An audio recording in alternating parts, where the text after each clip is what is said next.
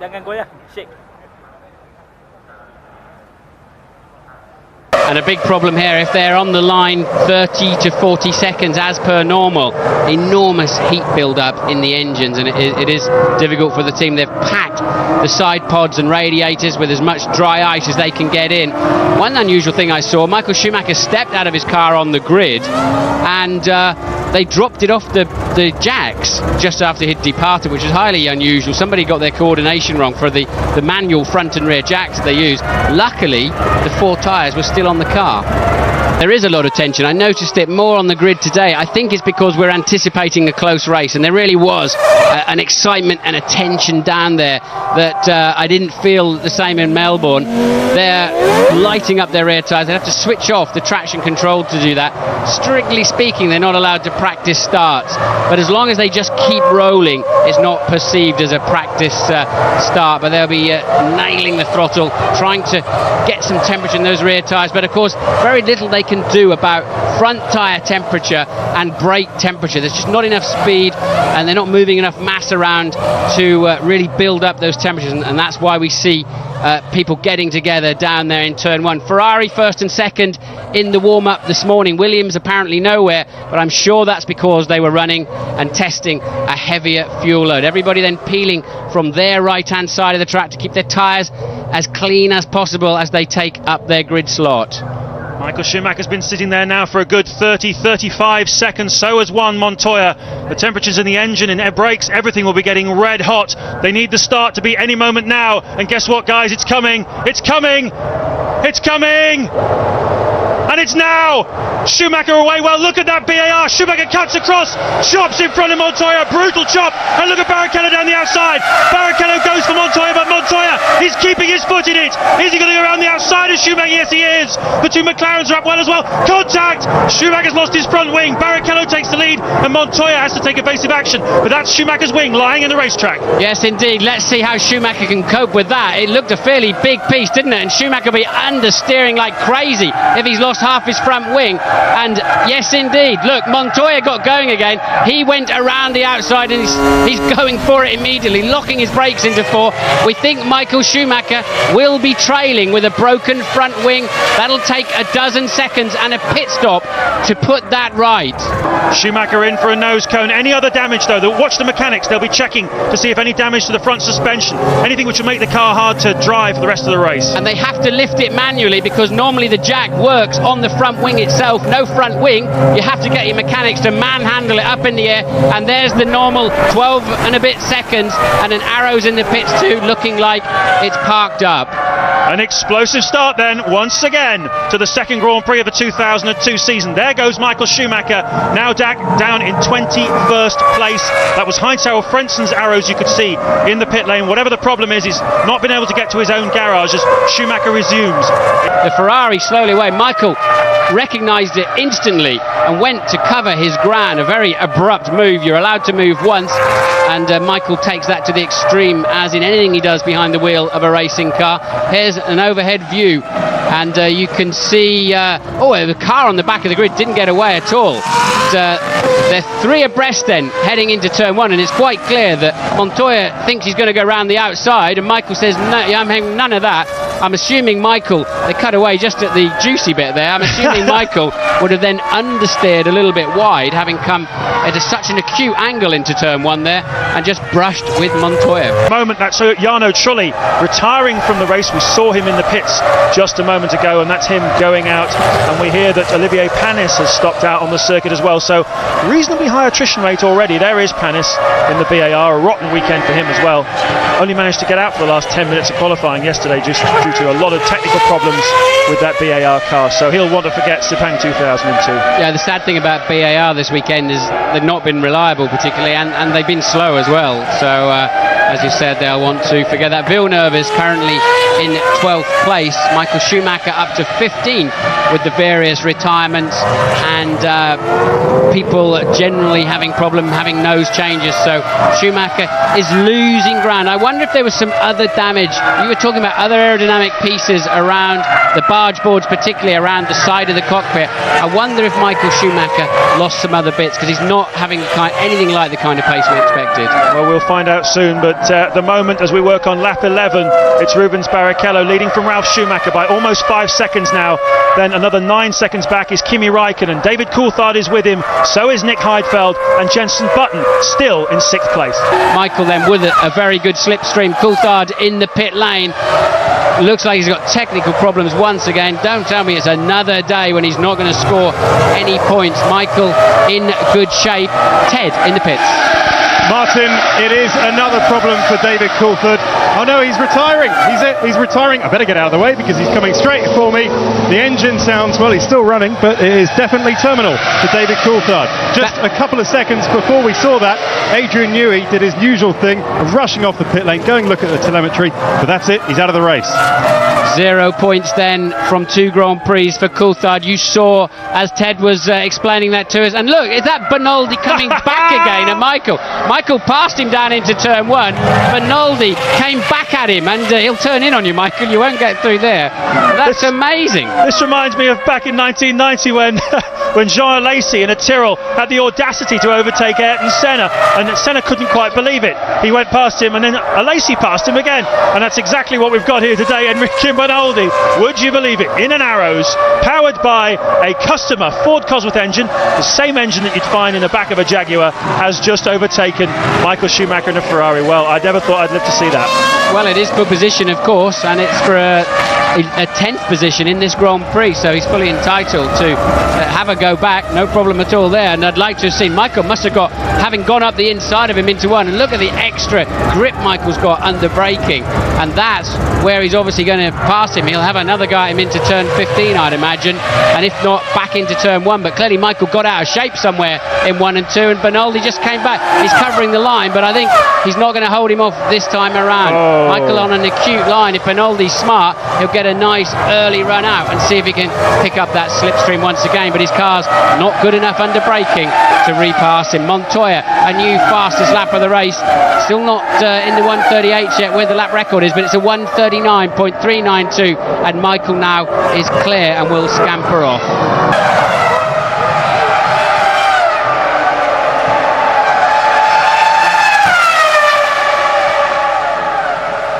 You're back live at Sepang. You can see Sauber making a pit stop, but more significantly in the background there, the Ferrari mechanics. That's Nick Heidfeld now you're looking at. The Ferrari mechanics, though, ready to welcome one of their 2 drivers, and we're waiting to see which one it is. It's Michael Schumacher has come into the pit lane. There he is in the top of your frame, coming in from 9th place. So this is probably Ross Brawn deciding to do something a bit different to try and get Michael up the field. Either that or he's got a problem.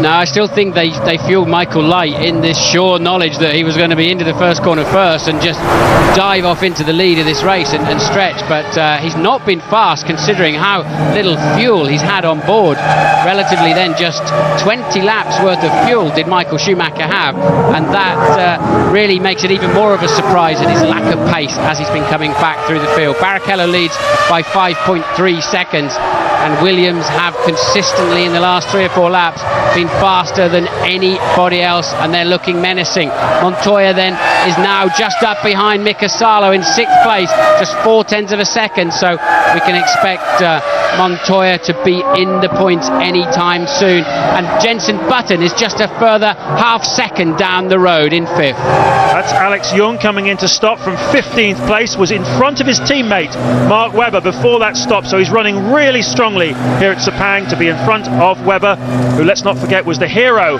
of Melbourne a few weeks ago. That's not going right, is it? Oh, get it in gear. Oh, that's a bit like me when I started to drive.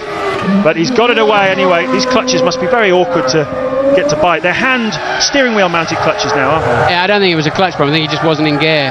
So they're actually, no, they're okay when you get used to them. But then look, that's Montoya. He has cleared Salo. He is in 6th, and he is just behind 5th place man Jenson Button, who makes a mistake in turn 2. Montoya couldn't make anything of it. He also had to get out of the gas, but we know just how fast that car is, and look at the way he will now home in, but it'll be tough. It's such a short braking zone into turn 4 that really not a good chance to overtake.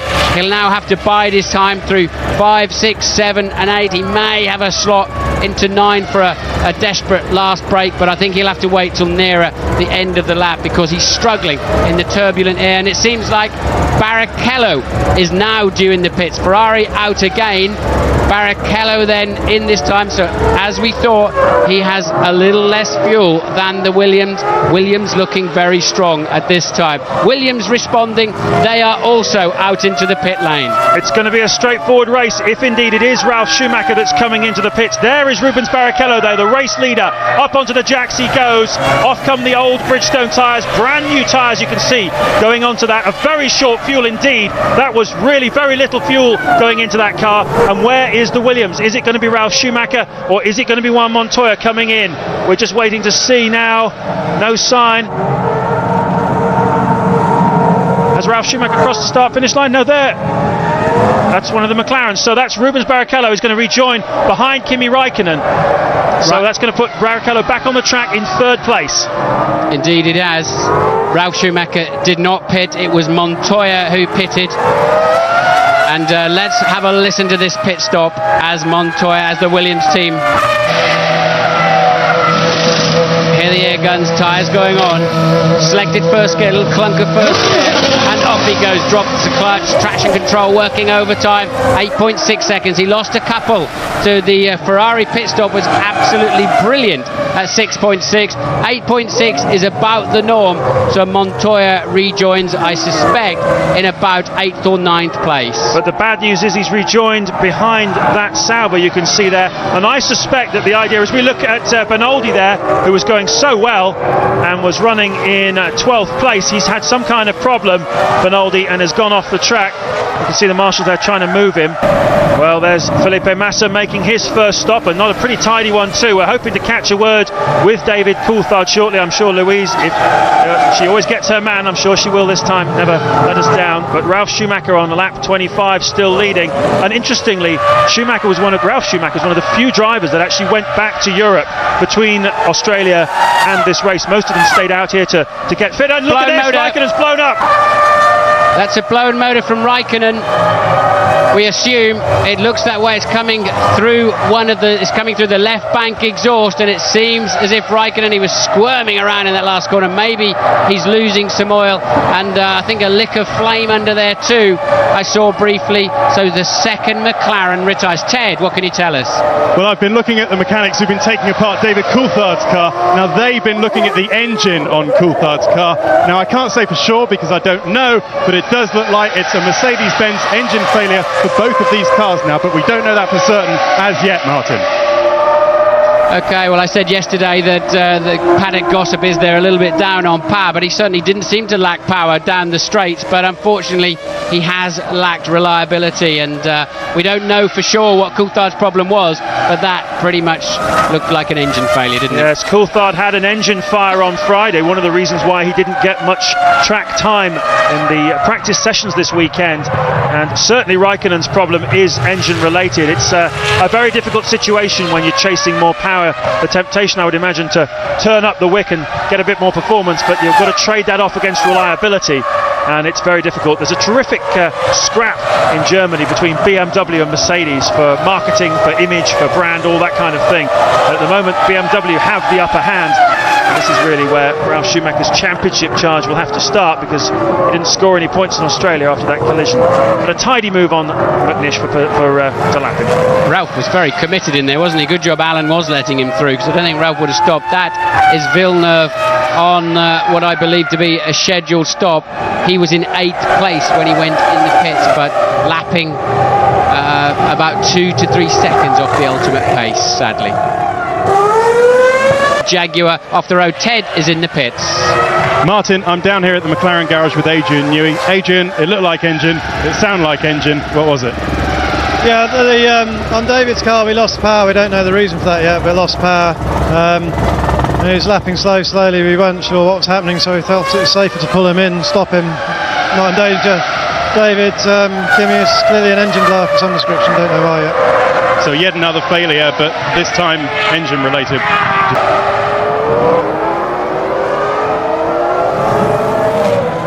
Look at the tyres going on. Yeah, they're very well used already, and if the tyres that came off are missing an awful lot of grooves, then I think there could be a bit of controversy at some point. But we didn't get a great shot of the ones that are coming up. The ones going on are well scrubbed. They spend most of the weekend scrubbing their tyres down. And no, Barrichello goes through, so it hasn't paid off. But of course, Barrichello has got to stop again this afternoon. We know he's on a 2-stopper. We know he was short fueled. He did a 6.6 second stop, and Button has pitted from third place as well. Jenson Button makes his one and only, hopefully, stop of the afternoon, looking very solid in third. He's 26 seconds ahead of Montoya in fourth, and we think Montoya's got to stop again. So Button looking very strong. A miraculous pit stop was Webber, because I was told that he'd parked up out the back somewhere through my radio can, so it was a very good stop from him. Actually caused you to stop though? Looks like we lost hydraulic pressure before the pit stop, so as I came into the pits it wouldn't disengage the clutch, and that stalled the engine, and then when I went out we couldn't get pressure for the clutch, so it started slipping. And Rubens Barrichello has made a pit stop. Now the key question is, does he get out in front of Juan Montoya? Because Montoya was just 30 seconds behind him on the racetrack. What's going on here? Where is Montoya? Can we see him? Has he already gone through? He'll have long gone through, James, won't he? Montoya, sorry, you're talking about Montoya. Yeah, Ralph's gone through 32.7. He's there not. He is. That's He'll be nowhere near. Yeah, so Montoya will maintain his third place, but we're sure Montoya's also got to stop again. This is the battle then for fifth place between Micheal Schumacher and Nick Heidfeld. And Schumacher really in the sweet spot for a good tow. Heidfeld covering the inside line. Michael's car is very good under braking, and look, it was easy in the end. Well, that's the second time he's made a pass on a Sauber look very easy, and let's not forget, as I said before, that Sauber are a major customer of Ferrari. Not saying for a moment that they would throw away valuable points, because that was fifth place Heidfeld was sitting in, and he's just given away a point at least to Micheal Schumacher by doing that. But certainly did look pretty easy for Micheal, and he's now up into fifth place. Still 52 seconds though behind his own teammate, the race leader Rubens Barrichello. But well, we know that the Ferraris have got to stop again, so a lot more to happen here. Mark Webber, who's gone off the track.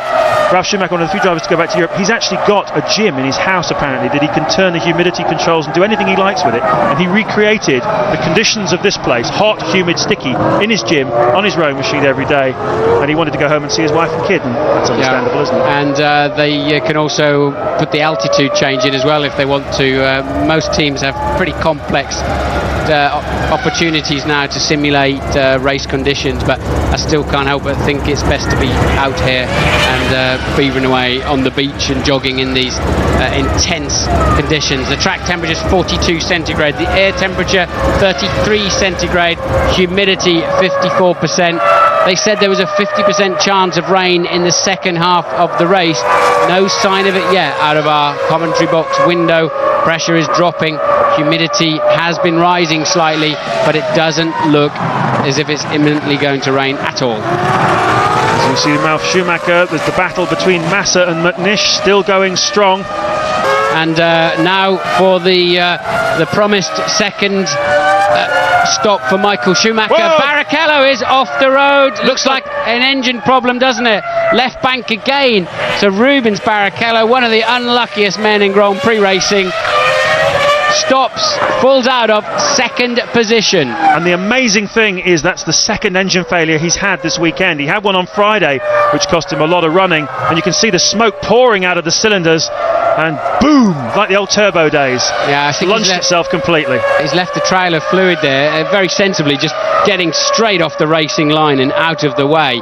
There is a trail of fluid. I don't think it'll be a big problem, and head down, what have I got to do? It's just, I mean, he's right up there with Coulthard, isn't he, at the moment, of, you know, how hard have you got to try, how many miles have you got to run, how many hills have you got to climb through the winter, how many thousands of kilometres have you got to do of testing to score a World Championship point.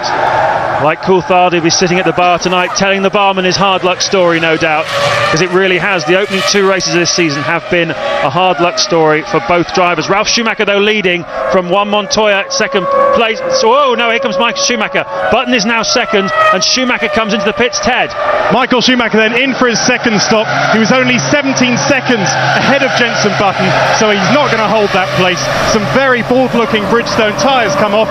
The fuel hose is still on. Now it's off. It's a clean stop and he's away. A decent stop for Micheal. He's, I think, effectively in 4th place in this race. But, good news for the British drivers then, because Button then is up into 2nd place. McNish will be up into 6th place in the Toyota after Barrichello dropped out of the race. Here's a scrap I hadn't seen. Button's had a very slow lap, and Micheal Schumacher just 1.3 seconds behind him. So Micheal Schumacher may just be about to snatch that podium position away from Jenson Button. There's Ralph then heading towards the final corner of the final lap, and we think Micheal Schumacher has passed an ailing Jenson Button and will jump on the podium. Is he the luckiest man or what? Ralf Schumacher though wins the Malaysian Grand Prix. A fantastic victory for Williams, for BMW and for Ralf Schumacher. His 4th career win, his 1st of the 2002 season. He's going to lead home. His teammate Juan Montoya in 2nd place. But Jenson Button is in trouble. He's in big trouble. He's about to be passed for 4th place by Nick Heidfeld. What a heartbreak for the Englishman. We're still looking at Ralf Schumacher, but Micheal Schumacher has passed Button, and now the Sauber of Nick Heidfeld looks, I believe, I'm told he's going past as well. It's we're not seeing it, I'm afraid, but Jenson Button in the course of this final lap has gone from a podium place in 3rd as Montoya crosses the line. Juan Montoya makes it a Williams 1-2, and a very emotional day indeed for the Williams BMW team. They are definitely in the running for this championship, but we believe that Schumacher is going to nick the Bears Button now, and there is the Sauber you can see, and that's the Sauber of Massa. So in fact Button is going to finish in 6th place. What heartbreak for him and for Renault. Oh my goodness. And where's McNish in the Toyota? Is he anywhere near to be able to threaten Button? No, he's not. Oh. So Button goes, Massa was a lap behind, so Button goes over 4th. Heidfeld did not pass him. Massa was in being lapped, so Button cruises just over the line. Micheal Schumacher then stands on the podium. I think we'll be having a talk about that with people behind the scenes, but I think it was a bit hard when you compare it with some other similar occasions. Yeah. But a great win for Ralph. All credit to him. It was a great strategy and he made it pay. He was just very quick, and he was so quick. We said, well, one-stop strategy is what he can do, and he was very fast. Yeah. Well done, Patrick. Well done indeed, Patrick, as Ralf Schumacher takes the plaudits of the team. You saw Willy Weber there with the beard, the silver-bearded man. That's the manager of both Ralf and Micheal Schumacher. Mr. 20% they call him, and well, he's got a fair chance of being the manager of the world champion this year, hasn't he?